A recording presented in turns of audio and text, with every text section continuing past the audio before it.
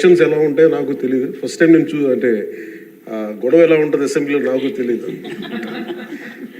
నాకు చాలా ఆశ్చర్యం కలిగింది ఏంటంటే నేను ఇట్లాంటి గొడవలు టీవీల్లో గతంలో తెలంగాణ నరసింహన్ గారు గవర్నర్గా ఉన్నప్పుడు ఉమ్మడి రాష్ట్రం అప్పుడు గొడవలు చూశాను, టీవీలో చూసామని. అట్లీస్ట్ దానికి ఒక కారణం ఉండిందో ఇంకో 100 విభేదించే పరిస్థితులు ఉన్నాయి. ఇక్కడ విభేదించడానికి ఏముందో నాకు తెలియలేదు. నేను అనుకుంటా ఉన్నాను అసలు ఇలా ప్రవర్తించవచ్చా అని, ఇలా చేయొచ్చా అని. అంటే ఇది leaders should lead by example కదా. రాష్ట్రానికి ప్రథమ పౌరులైన గవర్నర్ గారు ఇలా ఈ స్థాయిలో ఉండి ఆయన మర్యాదపూర్వకంగా వచ్చి మన బడ్జెట్ మన రాష్ట్ర విధానాలని ఆయన ప్రవేశపెట్టి మాట్లాడుతూ ఉంటే గౌరవించే విధానం ఇదేనా అని అనిపించింది. సో నేను మనోహర్ గారితో మాట్లాడుతాను, మా సహచరులను మంత్రి మన సివిల్ సప్లైస్ మినిస్టర్ గారితో. నా రూల్ బుక్ మేమిద్దరు మాట్లాడుకుంటే rules of procedure and conduct of business in Andhra Pradesh legislative assembly ఏంటి సార్ ఇలాగే మాట్లాడేస్తారంటే దాంట్లో చూపించాను. చాప్టర్ 5లో when the House assembles under Article 175 176 of the Constitution, every member shall maintain the dignity and solemnity of the occasion before, during or after the governor's address and shall not obstruct or interrupt the address in any manner. Maintenance of dignity and solemnity at governor's address అనేది చాలా స్పష్టంగా ఈ rule బుక్లో ఉంటే మనమే రూల్స్ని implement చేయాల్సిన వాళ్ళం. వారికి సంఖ్యాబలం ఉందా లేదా పక్కన పెడితే every member of this house has a responsibility to follow the rules. మనమే కనుక రూల్స్ని బ్రేక్ చేస్తే ఇంక మన ప్రజలకి కానీ చూసే వాళ్ళకి ఏం చెప్తాం. నాకు చాలా కాలం క్రితం నేను అప్పుడప్పుడు మనోహర్ గారిని అడుగుతూ ఉంటాను, సార్ అసెంబ్లీలో ఇక్కడ ఏమి గొడవలు జరిగినా ఎందుకు కేసులు పడవని అనేవాడు. ఇక్కడ ఏమి మీకు కొట్టుకో, ఇది నాకు చాలా కామన్ మ్యాన్ ఒక ఇష్యూ, ఒక ఇంక్విజిటివ్నెస్. అండ్ నాకు పార్లమెంట్లో గొడవ జరిగినప్పుడు ఏమి ఏంటి ఇబ్బంది పెట్టేస్తారు ఏంటంటే ఇక్కడ అవేమి ఉండవు, ఇక్కడ ఇట్స్ ఫ్రీ ఫర్ ఆల్ అన్నట్టుగా మాట్లాడితే వీ హ్యావ్ మోర్ రెస్పాన్సిబిలిటీ. మన మీద రూల్స్ పెట్టలేదు అంటే ఏం కేసులు పెట్టవండి. ఇదే కనుక నిన్న వాళ్ళు చేసిన గొడవే కనుక గవర్నర్ గారి మీద ఆయన సుప్రీంకోర్టు జస్టిస్గా ఉన్నప్పుడు ధైర్యం చేయగలరా, కళ్ళల్లో చూడగలరా?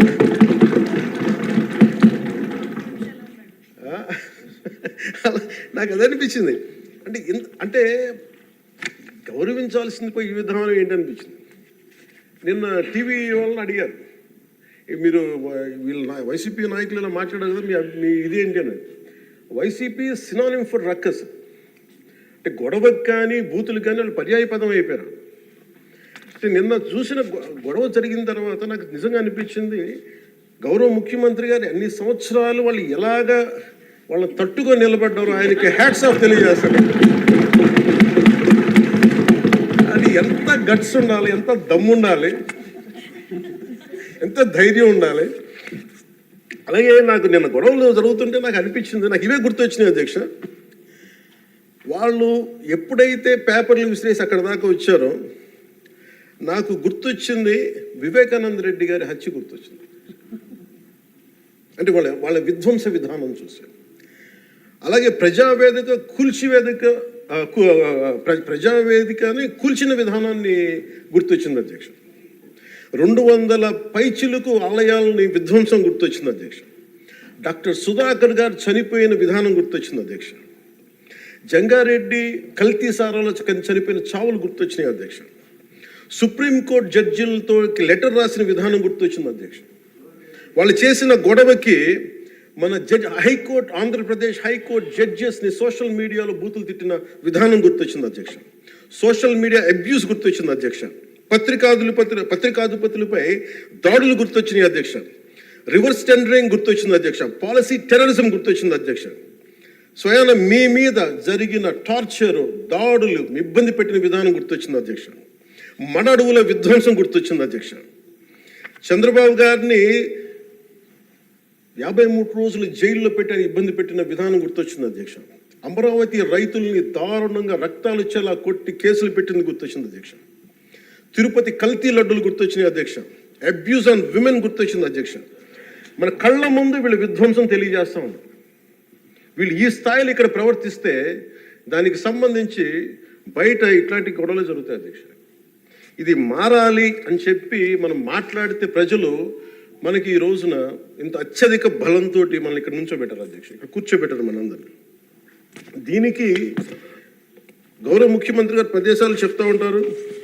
అలాగే ఇది మినిమం గవర్నమెంట్, ఇది మన నరేంద్ర మోదీ గారు చెప్తారు, గౌరవ ప్రధానమంత్రి, minimum government and maximum governance అని. దాంట్లో భాగంగానే చాలా గ్రేట్ అడ్మినిస్ట్రేటివ్ రిఫార్మ్స్ పట్టుకొచ్చారు. ఈ రోజున వాట్సాప్ గవర్నెన్స్ కూడా ముందుకు తీసుకెళ్ళడానికి ఆయన అనుభవం. అంటే మేము ఈ ప్రభుత్వం చేస్తున్నది అధ్యక్ష, ఎక్కడా కూడా ప్రభుత్వం ప్రజలకి సామరస్యపూర్వకంగా ఉండాలి, ఎక్కువ సానుకూలంగా ఉండాలి, ఎక్కువ బాధ్యతలు పెట్టాలి, ఎక్కువ బరువు పెట్టకూడదు అనే విధంగా గౌరవ ముఖ్యమంత్రి గారి ఆధ్వర్యంలో నడుస్తూ ఉంది ప్రభుత్వం. మేమందరం ఆయనకి సహాయ సహకారాలు అందిస్తూ ఉన్నాం అధ్యక్ష.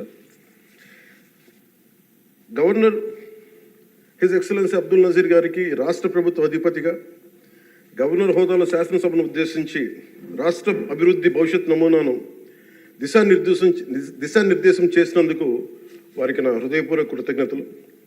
అలాంటి ఉన్నతమైన వ్యక్తి ఇస్తున్న సందేశాన్ని చూసి వైసీపీ వాళ్ళు బాయ్కాట్ చేయడం చాలా దురదృష్టకరం. ఇలాంటి ఆయన చూస్తూ ఉన్నాను అధ్యక్ష, ఇట్లాంటి ఇబ్బంది పెట్టే సమయంలో కూడా ఆయనకు ఆరోగ్యం కూడా సరిగ్గా లేదు, జ్వరం వచ్చిన సమయంలో కూడా ఆయన ఎంత ఇబ్బంది పెడుతుంటే ఆయన చాలా సక్సెస్ఫుల్గా ఆయనకి ఇచ్చినందుకు మనస్ఫూర్తిగా వారికి నా ధన్యవాదాలు, నా కృతజ్ఞతలు తెలియజేస్తాను. చట్టసభలు దేవాలయాలు లాంటివి రాజ్యాంగాన్ని పరిరక్షించేందుకు 5 కోట్ల ఆంధ్రప్రదేశ్ రాష్ట్ర ప్రజల భవిష్యత్తుని నిర్ణయించే వేదిక ఇది. అలాంటి సభను హుందాగా నడిపించాలని కూటమి ప్రభుత్వం అధికారులకు వచ్చిన రోజు నుంచి తరచుగా చెప్తూ గౌరవ ముఖ్యమంత్రి గారు పదే పదే మా అందరికీ దిశానిర్దేశం చేస్తూ ఉంటారు. గతంలో కూడా మొదటి రోజు కూడా వారికి ఎట్లా రావాలి పెడితే లేదు మనకి ఇబ్బంది పెట్టొద్దు, వాళ్ళకి 11 సీట్లు వచ్చినా కానీ పాపం వారికి ఇవ్వాల్సింది గౌరవం వాళ్ళకి ఇద్దామని చెప్పి ఏ రోజు కూడా ఇబ్బంది పెట్టి గబుక్కుని ఒక మాట అంటుంటే గౌరవ సభ్యులు కొంతమంది ఇక్కడి నుంచి అలా చెయ్యొద్దు, అలా మాట్లాడకండి అని అందరినీ చాలా సున్నితంగా మందలించారు ఆయన. ఇట్లాంటి ఉన్నప్పుడు వాళ్ళు ప్రవర్తించే విధానం చాలా చాలా బాధ అనిపించింది. మేమందరం 164 మంది సభ్యులు చాలా బాధ్యతగా వ్యవహరిస్తున్నాం అధ్యక్ష. భవిష్యత్తులో కూడా రాజ్యాంగ పరిరక్షణ, రాష్ట్ర ప్రజల సంక్షేమం, రాష్ట్ర సమగ్ర అభివృద్ధి ధ్యేయంగా వ్యవహరిస్తామని సందర్భంగా గవర్నర్ గారికి శాసనసభ